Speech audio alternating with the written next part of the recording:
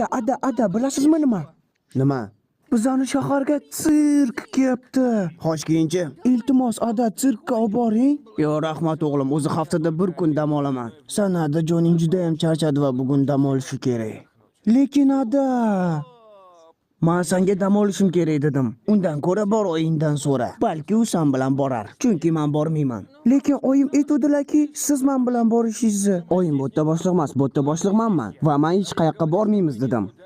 Lekin ada, u yerda shunaqa mazzaki. U yerda fillar sizga suv sepadi. Pandalarni silash mumkin. Cho'chqalarni ustida aylansak bo'ladi. Itlarga ko'timizni hidlatishimiz mumkin.